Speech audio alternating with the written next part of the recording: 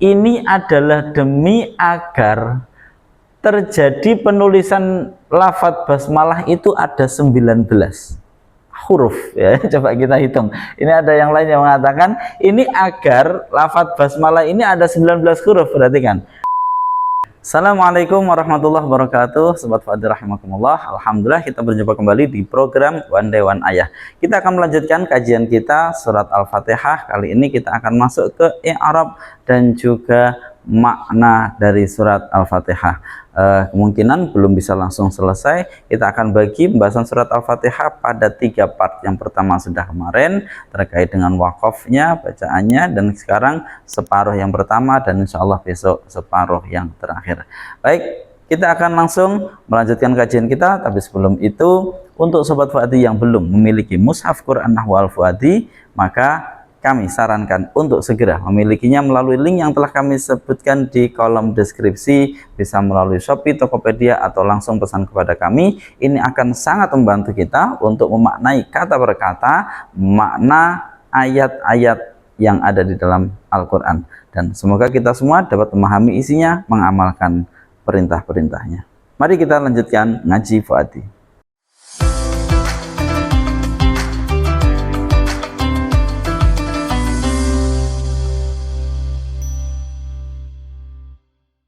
A'udzubillahi minasyaitonirrajim. Bismillahirrahmanirrahim.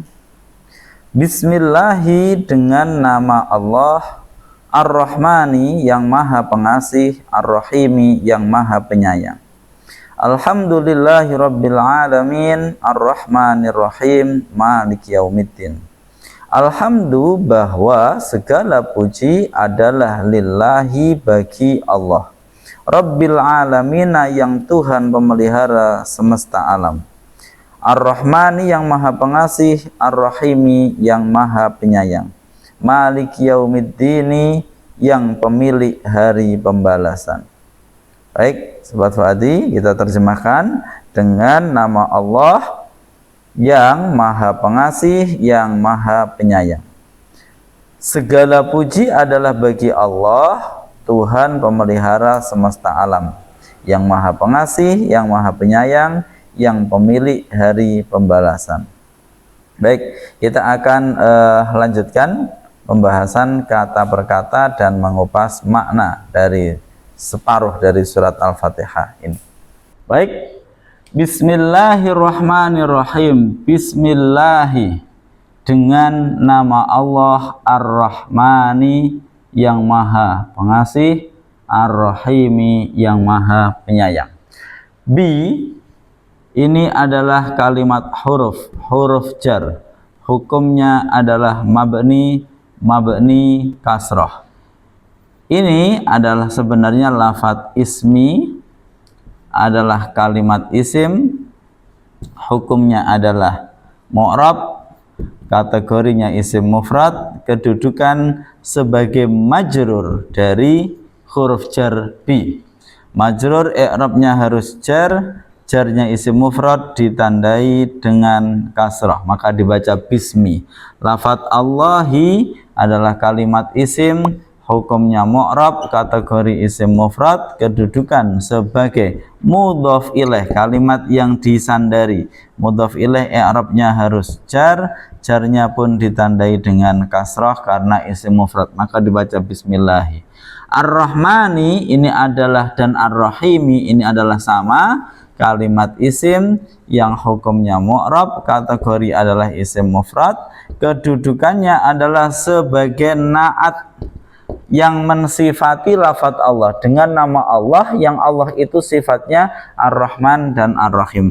Na'at harus mengikuti man'utnya. Man'utnya lafadz Allah menjadi mudhof ilaih, i'rabnya jar, maka di sini pun harus mengikuti jar. Tanda jarnya dengan kasrah karena isim mufrad. Selesai pembahasan i'rab terkait lafadz basmalah. Kemudian kita lanjut dengan lafadz alhamdulillah. Alhamdulillahirabbil alamin. Alhamdu bahwa segala puji adalah lillahi bagi Allah, Rabbil alamina yang Tuhan pemelihara seluruh alam. Alhamdu ini adalah kalimat isim, hukumnya mu'rab, kategorinya isim mufrad, kedudukan sebagai mubtada. Mubtada i'rabnya harus rafa', rafa'nya isim mufrad ditandai dengan dhammah, maka dibaca alhamdu. Lillahi adalah susunan jar majrur dari li dan lafaz Allah. Ya, terus kemudian li ini adalah kalimat huruf, hurufnya huruf jar, hukumnya adalah mabni, mabni kasrah. Selesai. Lafaz Allah ini adalah kalimat isim, hukumnya adalah mu'rab, kategorinya isim mufrad, kedudukan sebagai, ya, ada huruf jar berarti sebagai majrur. Majrur i'rabnya harus jar, jarnya isim mufrad ditandai dengan kasrah, maka dibaca lillahi rabbil alamina. Rabbi di sini sama seperti lafaz ar-rahman ar-rahim menjadi naat, ya, ini menjadi naat, mengikuti yang dinaati. Naat dari mana? Naat dari lafaz Allah. Lafaz Allah tadi majrur i'rabnya jar, maka naatnya pun harus jar, rabbi. Al-alamina lafaz yang disandari. Lafaz yang disandari berarti adalah mudhaf ilaih. Mudhaf ilaih kedudukannya i'rabnya harus jar, jarnya ditandai dengan ya karena jamak mudzakkar salim. Al-alamin ini jamak mudzakkar salim. Ar-Rahmanir Rahim ini sama seperti Ar-Rahmanir Rahim yang itu, hanya saja ini naat dari lafaz Allah yang ini, bukan dari lafaz Allah yang sana. Segala puji bagi Allah yang Tuhan pemelihara seluruh alam, yang maha berkasih sayang. Berikutnya Maliki Yaumiddin. Saya tulis di sini Maliki Yaumiddin. Ini langsung, ya, dalam alfa itu dibaca langsung Maliki Yaumiddin, yang pemilik. Malik, maknanya pemilik, yang memiliki, pihak yang memiliki. Jadi Malik Yaumiddin, yang Allah itu punya sifat pemilik hari pembalasan. Maka ini menjadi naat. Naat dari lafaz Allah berarti harus mengikuti, di sini jar, di sini pun ikut jar. Jarnya ditandai dengan kasrah karena isim mufrad. Yaumi, ingat, ini berarti disandarkan ke sini. Ini berarti yang disandari, dia adalah mudhaf ilaih, i'rabnya jar, jarnya ditandai dengan kasrah karena isim mufrad. Hari, hari apa? Hari pembalasan. Adin, berarti di sini adin juga disandari, berarti dia menjadi mudhaf ilaih juga, i'rabnya harus jar, jarnya ditandai dengan kasrah. Baik, selesai. Ini separuh dari surah Al-Fatihah sudah kita selesaikan. Kita akan lanjut kepada makna. Ini i'rabnya mudah, tapi maknanya nanti kita masuk lebih dalam. Perhatikan Sobat Fuadi, di sini ada bi, ya, ada huruf jar bi. Bismi sebenarnya adalah bi plus ismi. Ada berapa hal yang harus kita bahas. Yang pertama, tiba-tiba ada huruf jar, ya. Secara kaidah itu huruf jar hanyalah menjadi kata bantu dari kalimat sebelumnya. Bisa saja itu fi'il atau isim yang memiliki makna fi'il. Nah, dalam hal ini tiba-tiba kok kita mengatakan bismillah, ya, tiba-tiba kok ada huruf jar. Maka dalam istilah ilmu nahwu harus punya kalimat yang sedang dibantu ini apa, ya, ta'alluqnya ini kemana, istilah begitu. Ini menghubungkan kata apa menuju kata apa. Jadi saya kasih contoh, misalkan dalam huruf jar, contoh zahaba Zaitun, misalkan dhahaba Zaitun ilal masjid, misalkan seperti ini, ya, ilal masjid.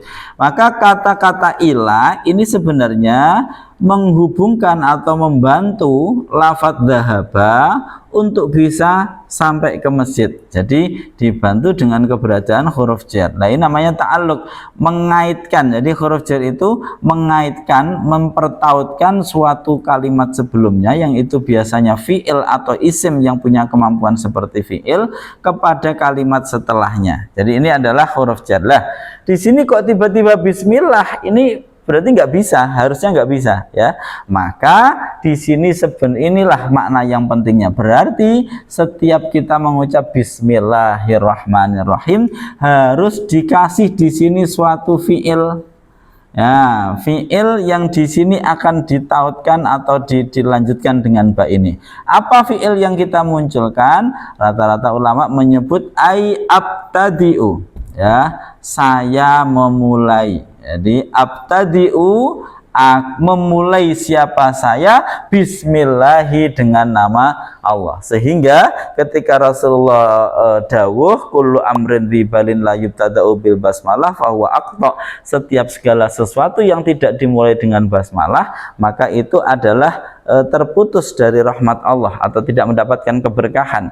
Lah berarti kita dahului ketika kita mau berbuat, melakukan suatu apapun kebaikan, maka kita harus mengatakan bismillah. Berarti seakan-akan ketika kita mau mulai, bismillah, saya memulai ini. Nah, jadi ada abtadiunya. Saya memulai bekerja, saya memulai mengajar, saya memulai apa saja kebaikan yang kita lakukan dengan nama Allah. Jadi di sini makna nabinya seperti itu. Harus kita kira-kirakan abtadi'u, saya memulai, ya, memulai dengan nama Allah.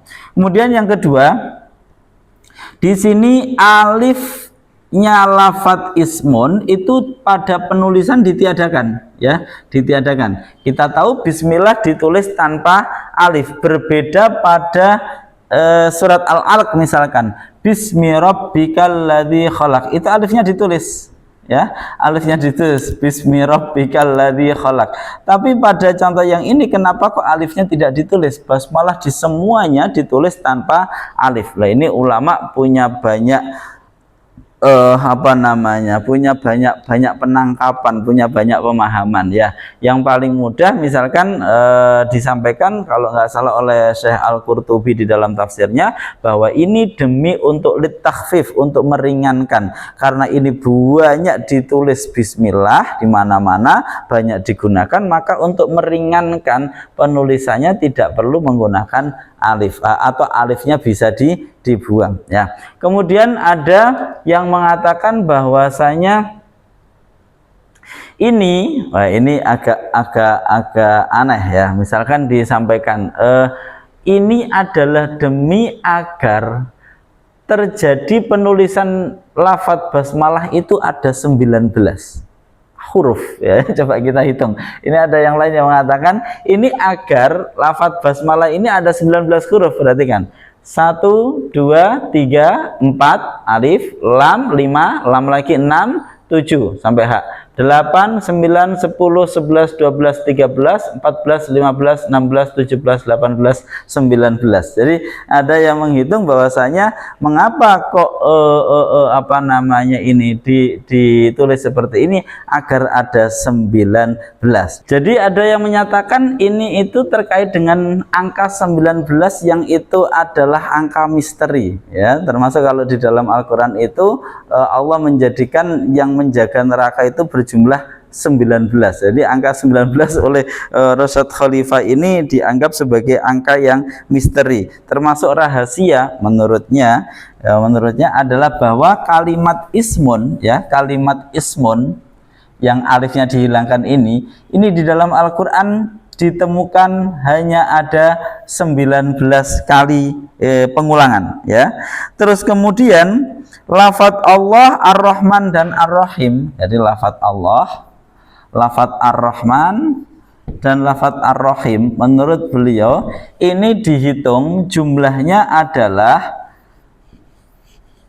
jumlah yang bisa dibagi dengan angka 19. Misalkan beliau menghitung lafadz Allah itu terulang sebanyak 2689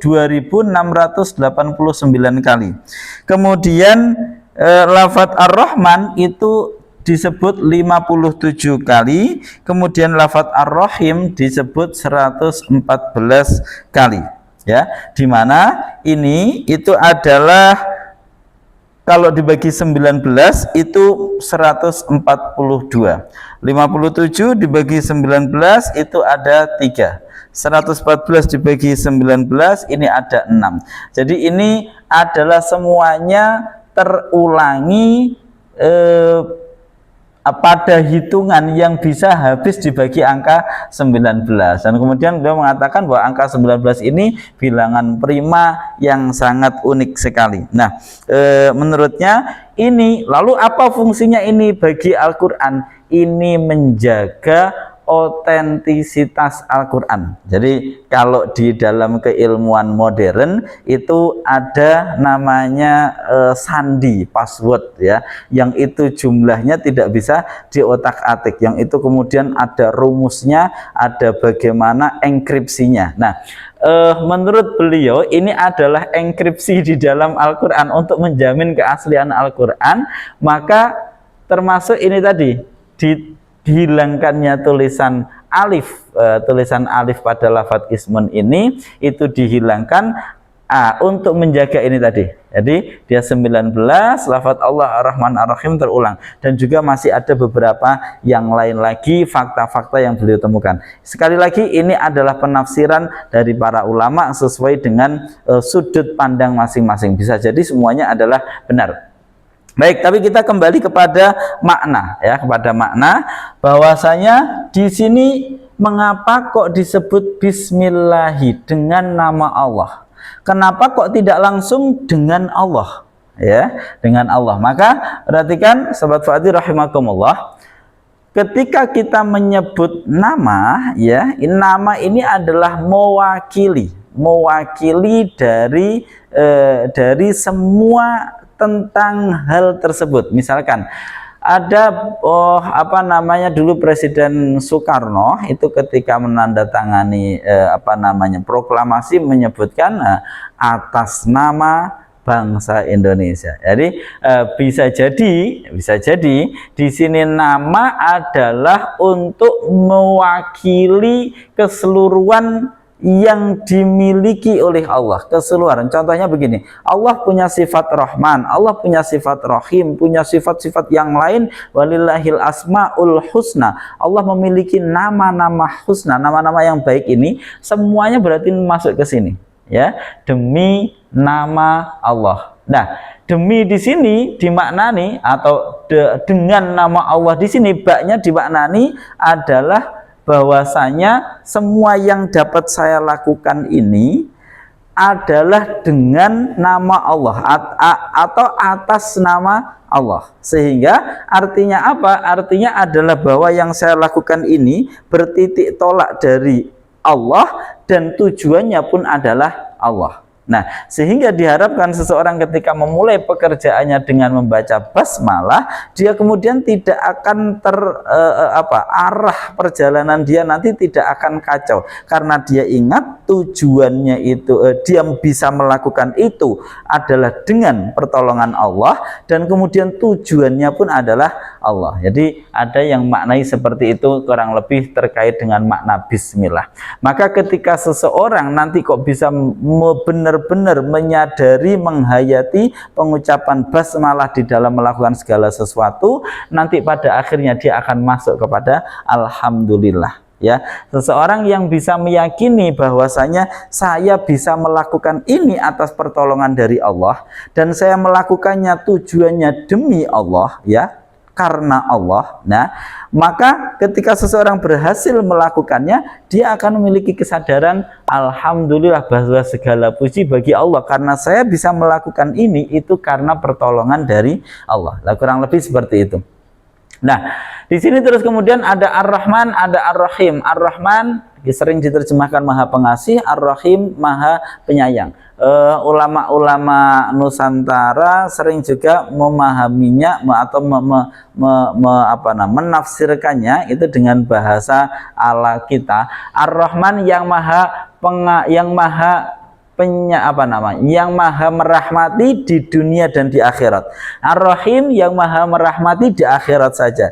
Artinya Ar-Rahman ini sifat kasih sayang Allah, yang itu rahmatnya diberikan kepada siapa saja, baik yang muslim maupun yang kafir, baik yang soleh maupun yang toleh, semuanya diberi. Nah, tapi kalau Ar-Rahim ini adalah rahmatnya yang diberikan kepada mereka yang beriman saja. Maka dengan menggunakan pemaknaan seperti itu, ketika kita menyebut Ar-Rahman Ar-Rahim, di sini seorang muslim, seorang mukmin harus meyakini bahwa kelembutan, bahwa ke rahmat Allah yang mendapatinya adalah dari dua nama Allah. Yang pertama, Allah memiliki sifat Rahman yang berarti kita siapapun akan mendapatkannya, dan karena kita beriman kita akan mendapatkan rahmatnya. Yang kedua, Rasulullah menyebut bahwasanya rahmat yang telah Allah berikan di alam raya ini baru 1/100 ya dari rahmat Allah yang lain. Maka berarti tersisa ada 99%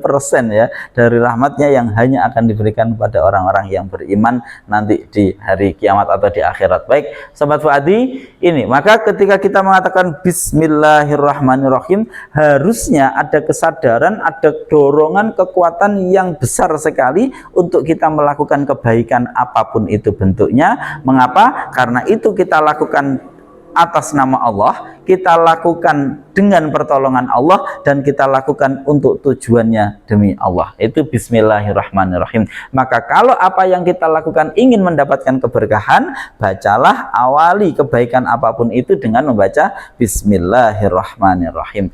Yang kedua, ketika seseorang sudah bisa mengucapkan itu dengan penuh penghayatan, maka otomatis dia akan mendapati rasa untuk memuji kepada Allah. Alhamdulillah, segala puji. Hamida yahmadu, ya. Hamida yahmadu ini adalah sebenarnya alhamdu ini adalah isim mufrad ya. Hamdun ini isim mufrad. Tapi kemudian di sini ditambahi al depannya. Alnya ini oleh para pakar bahasa disebut al-istighraqil jinsi. Al yang di situ untuk menyatakan bahwa kalimat yang ditempeli ini memuat semua model jenis dari maknanya. Alhamdulillah berarti bukan hanya suatu pujian, tapi segala macam pujian. Jadi di sini namanya listighraqil jinsi, mencakup semua jenis yang dikandung oleh makna isim tersebut ya. Makanya dalam makna disebut segala puji. Segala itu dari mana? Bukan karena ini jamak, tidak. Itu adalah pemaknaan dari alnya. Al namanya listighraqil jinsi, untuk mencakup segala bentuk jenis yang makna yang dicakup oleh isim tersebut. Sudah. Kemudian yang kedua, lalu alhamdulillah maknanya seperti apa? Segala macam pujian maksudnya seperti apa? Ada ulama yang merumuskan ketika ada sesuatu dipuji itu ada 4 kemungkinan. Ada kalanya pujian itu dari Allah kepada makhluk. Ada kalanya pujian itu dari Allah kepada Allah sendiri, dari khalik ilal khalik. Ada pujian itu dari khalik kepada makhluk. Ada pujian itu dari makhluk memuji makhluk. Ada kalanya pujian itu dari makhluk memuji khalik.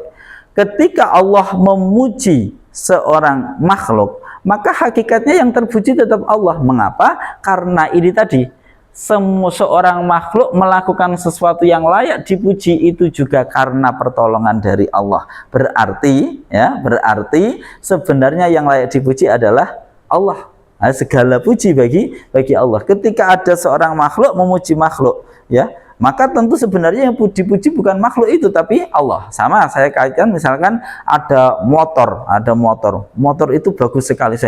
Motor ini bagus sekali. Sebenarnya ketika saya memuji motor, yang saya puji motornya atau yang membuat? Tentu yang saya puji sebenarnya adalah yang membuat. Meskipun secara lafaz, secara bahasa saya mengatakan motor ini bagus sekali, sebenarnya saya sedang memuji si pembuatnya, karena motor itu adalah buatan yang dibuat oleh pembuatnya. Dia bukanlah sesuatu yang bisa membuat dirinya sendiri. Maka ketika ada makhluk memuji makhluk, sebenarnya yang terpuji, yang sedang dipuji adalah Allah, karena yang mewujudkannya adalah Allah. Nah, maka sebenarnya alhamdulillah segala puji adalah bagi Allah. Ini maknaan yang pertama. Lah, ini hanya bisa muncul kalau seseorang memiliki kesadaran Bismillahirrahmanirrahim. Ketika seseorang memiliki kesadaran bahwa yang dilakukannya itu hanya bisa terjadi dengan pertolongan Allah, dan harusnya juga atas nama Allah, dan harusnya tujuannya juga adalah Allah, maka ketika itu bisa terjadi, harusnya kemudian pujian kepada Allah lah yang terjadi. Segala puji bagi Allah. Lah, Allah itu siapa? Disifati di sini Rabbil Alamin, ya. Rob sudah sering kami sampaikan, Rob maknanya adalah pemilik, ya, kemudian yang mencipta, yang memiliki, yang menguasai, yang mengendalikan, itu adalah makna Rob. Maka di sini kita memilih untuk memaknai sebagai pemelihara. Sebenarnya ini pun masih kurang, karena ini bukan hanya pemelihara, tapi pencipta, yang menguasai, yang mengendalikan dan memelihara itu. Maka ada istilah Robba yurabbi, ya, itu maknanya adalah merawat, mendidik, ya, itu misalkan tarbiyah, pendidikan. Nah, itu juga dari akar kata yang sama. Kita mendoakan orang tua kita, Rabbighfirli wa liwalidayya warhamhuma kama rabbayani, sebagaimana keduanya merawat atau memelihara saya. Robba dari akar kata yang sama. Lah, yang merawat, mengendalikan, memastikan semuanya baik-baik saja di seluruh alam itu adalah Allah. Maka Allah itu menggelari dirinya dengan Rabbil Alamin, yang mencipta dan memelihara seluruh alam. Alam apa saja yang diketahui manusia ataupun yang tidak diketahui, semua yang mengendalikan itu adalah Allah. Itu Allah punya gelar Rabbil Alamin, dan segala puji bagi Allah Rabbil Alamin. Mengapa? Karena bayangkan, misalkan seluruh alam ini tidak dikuasai oleh satu pihak, yaitu Allah, maka tentu alam tidak bisa senormal ini, alam tidak akan seteratur ini. Ya, alam menjadi seteratur ini itu karena yang merawat, yang memelihara itu adalah Allah Subhanahu wa Ta'ala. Maka segala puji baginya, yang bahkan kita tidak memahami bagaimana gerak bakteri, virus, gerak segala macam apa yang kita tidak mengetahui, semuanya diatur oleh Allah Subhanahu wa Ta'ala. Kemudian Ar-Rahmanir Rahim, yang maha pengasih lagi maha penyayang. Ini bukan pengulangan, ya. Ini bukan pengulangan. Mengapa? Karena Ar-Rahman Ar-Rahim yang ini adalah menjadi naat bagi lafaz Allah yang di sini, sedangkan Ar-Rahman Ar-Rahim yang di sini adalah menjadi naat dari lafaz Allah yang bergelar Rabbil Alamin. Berarti di sini Allah memastikan bahwa Allah merawat alam ini bukan dengan kesewenang-wenangan, karena ada orang itu yang ketika memiliki kekuasaan dia memelihara suatu wilayah tapi dengan kesewenang-wenangan. Nah, ini dipastikan tidak terjadi. Allah merawat, memelihara alam ini bukan dengan sifatnya yang misalkan Al-Qahar, bukan dengan sifatnya yang lain. Allah memelihara alam ini dengan sifatnya yang Ar-Rahman Ar-Rahim.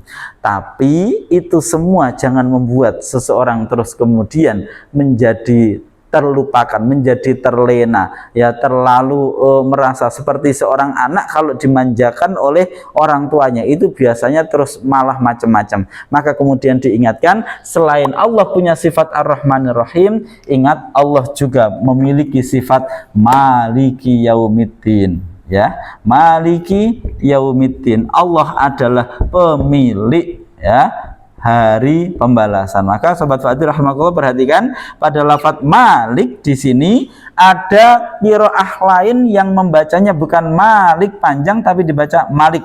Inilah mengapa di dalam mushaf ini semuanya dicakup. Di dalam mushaf tidak ditulis Malik panjang tapi ditulisnya tetap Malik pendek, ya. Silahkan dicek mushafnya, Malik pendek, kemudian mimnya dikasih harokat fathah panjang, ya, harokat fathah panjang. Ini demi menjaga ada yang membaca Malik panjang, ada yang membaca pendek Malik, Malik, seperti yang di surat An-Nas, Malikin Nas, ada yang baca Malik, ada yang baca Malik. Apa bedanya? Kalau yang Malik panjang ini dari kata-kata milkun, artinya kepemilikan, berarti Malik Allah yang memiliki. Tapi kalau Maliki Yaumiddin ini maknanya adalah raja.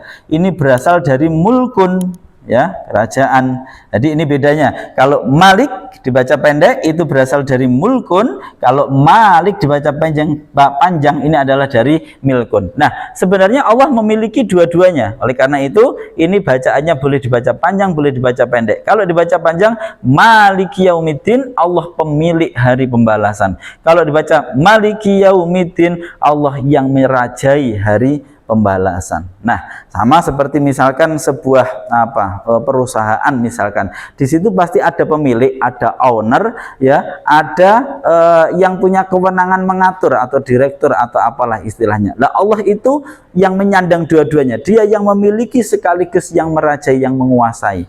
Nah, ini Allah. Nah, maka sifatnya Allah yang Ar-Rahman Ar-Rahim di dalam mengatur seluruh alam ini jangan membuat manusia itu terlena, karena ada hari yang diistilahkan dengan Yaumiddin, hari pembalasan. Ad-din maknanya itu bisa berarti agama, bisa berarti al-jaza, atau bisa dikaitkan agama itu adalah tentang adanya pembalasan nanti di hari akhirat. Jadi semua konsep agama itu ujung-ujungnya merujuk kepada ini, bahwasanya nanti akan ada hari yang di situ nanti semua kita akan mendapatkan balasan akan atas apa yang kita lakukan sekarang. Nah, Sobat Fadi rahimakumullah, ini kurang lebih makna dari separuh surat Al-Fatihah. Kita akan lanjutkan di part ketiga insya Allah. Demikian, semoga bisa dipahami, semoga kita semua semakin menghayati makna surah Al-Fatihah, sehingga ketika sholat, ketika kita membaca surah Al-Fatihah, kita menjadi semakin paham dan semakin bisa menyadari bagaimana dan apa yang harus kita lakukan di dalam hidup ini. Terima kasih, saya Muhammad Wahyudi. Assalamualaikum warahmatullahi wabarakatuh.